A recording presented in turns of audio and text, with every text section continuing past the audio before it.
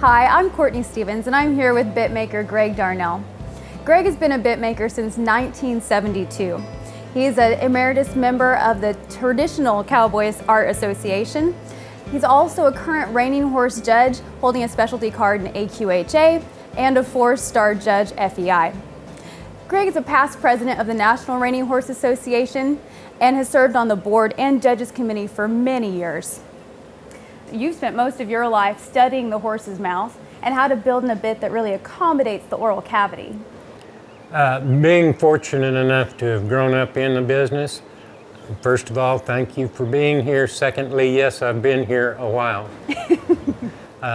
It has been an endeavor, and it is very much like an open book, with the exception that there's no beginning and no end. Well, today we get to explore your knowledge. And we're going to do that in 4 sections, starting with the application and self-assessment. Next, the anatomy of the mouth and the oral cavity and the bone structure. Then we'll talk about snaffle bits, terminology, how to identify different parts and then how to use those. And last, shank bits. And again, terminology, how to use them and where they fit into this ongoing book. I hope everybody's ready for this, and I hope we get to clarify some of the misconceptions concerning bridle bits. I would like to start by saying that probably self-assessment with a bridle bit is the most important thing that goes along with it. As makers, or as a maker, I try to produce a bridle bit that will accommodate the oral cavity and preserve the longevity of a horse's mouth.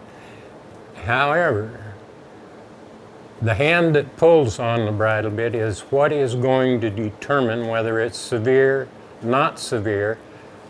We can add logic and theory to the application of bridle bits, but the bottom line is, if you're heavy-handed and don't want to make the self-assessment to understand that, my job is done before we start. So let's start with self-assessment. Tell us what role that really plays in bit selection and as far as personally and with the horse. Quite simply, it's very basic. If you're short-tempered and bad-handed, bridle bits, you would tendishly want to go to a milder bridle bit, something that would not abrade or be abrasive to a horse. In terms of bridle bit selection, there are no two people alike. There are no two horses alike. And in reference to that, I am very adverse to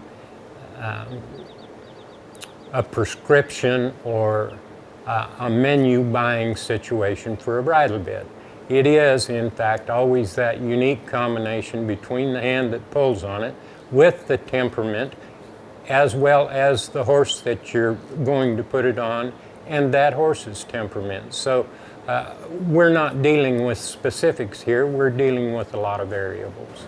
So knowing that us as riders and our horses are always evolving and changing, can you tell me a little bit about the evolution of the horse's mouth and how that has affected our bits today? Here in a little bit, I'll show you some things physically with the skeletons. Quite simply, the evolution since the 16th century to our current day existing horse, when we speak about skeletal structure, whether it be with a warm blood, whether it be with a quarter horse, whether it be with an Arab, is relatively insignificant as to the dimension and size of the interdental space in the skeleton. And we'll talk about interdental when we get into our anatomy. When we talk about the oral cavity, we will specifically denote what is the interdental space and the other nomenclature related to oral cavity. Great. So the title of this series is Education versus Domination. And the bit, as you say, it's a tool. This is a tool to help our horses. So what role does that play? Quite simply, the bridle bit is our last tool of communication, inasmuch as we have body structure, the horse has conformation. It is the combination of our weight distribution, how we use our body, and our body balance to communicate, using as the final mode of communication, the bridle bit. Obviously, the mouth of the horse is the most sensitive part of that individual, and if we educate, we can communicate with the individual rather than to force an issue or dominate the individual. So, in terms of communication, I like to think about it as an educational process. Horses are creatures of habit, and if we apply good foundation and proper habits, we can communicate with them, and we don't have to force either maneuvers or communication. And what about confidence in the saddle? You've described the horse and the human's body as a chain.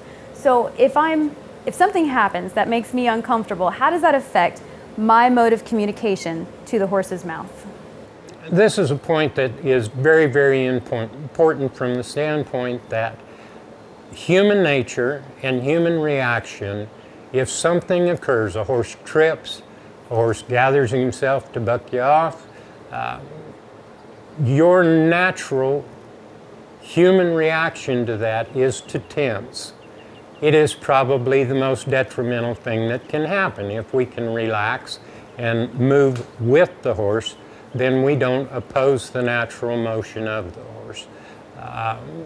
It is, here again, I try to explain horses as a chain. One thing is linked to another thing.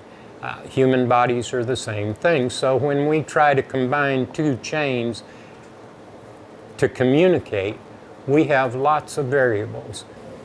So Greg, you talked about the human body as a chain, and when we tense up, it affects our reaction. What other aspects affect how you react and communicate with your horse? Quite simply, a quick reaction or a quick hand does not allow a horse to naturally position his body to make a maneuver in a balanced fashion. It is another one of those self-assessment things that largely is determined by the individual's level of education or experience. The same thing applies with a horse. If we ride a 3-year-old the way we're going to ride a 10 or a 12-year-old horse, obviously the mode of communication and the time delay, or what we'll refer to in the future as signal, does not exist. So we have to compensate for those things depending on our educational level and the horse's educational level. We're not just talking about our level of experience here, we're really talking about our personality, our horse's personality, and how that translates. So differences, short-tempered versus calm in a person? A calm person is going to naturally react slower than a quick-tempered person. Obviously, with a bridle bit being the ultimate mode of communication, if we lose our temper, we can take a relatively mild bridle bit and make it into a weapon. This is the basis for this entire DVD, and that's to explain the difference between domination and education.